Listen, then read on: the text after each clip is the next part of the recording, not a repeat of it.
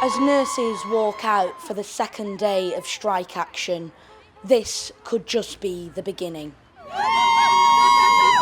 Union leaders have promised to stage a fresh wave of strikes in the new year on an even larger scale. That's if the government don't respond to their demands within the next 48 hours.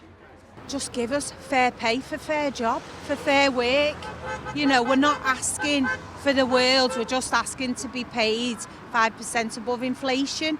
We haven't had a pay rise for years. Nurses are going in, they're going in hungry, having to use food banks themselves, not being able to turn the heating on. They're going to care for their patients, but nobody's caring for them.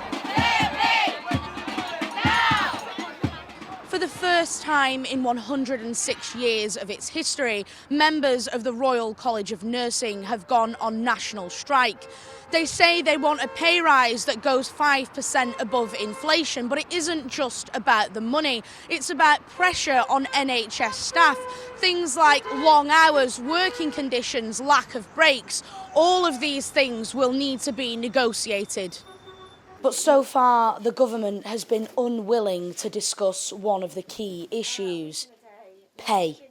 We have an independent process that looks at the challenges on pay and what is affordable and what is right for the NHS, and that independent process has made recommendations, and we've accepted those recommendations in full. What do we want? Fair pay! When do we want it? Now!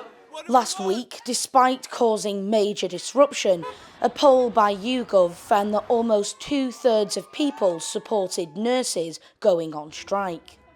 I wholeheartedly believe the nurses need to have a pay rise, and I wholeheartedly understand why they've been brought to absolutely having to do the strikes.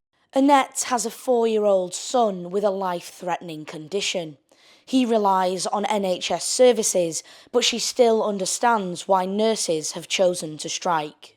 What scares me is that I think there is a push-pull going on with the hospitals at the moment. The last time I was in A&E was a couple of weeks ago, and the nurse who was on duty, he said to me, please, can you complain? He said, because we don't have time to eat, we don't have time to go to the toilet, and he said, and if we get as many complaints as possible, maybe they will listen. So we have to stand together, we have to spread the action. And yet, the stalemate continues. Now, the government has just 48 hours to respond, or the Christmas of discontent could become a new year of crisis. Sophie Reaper, GB News.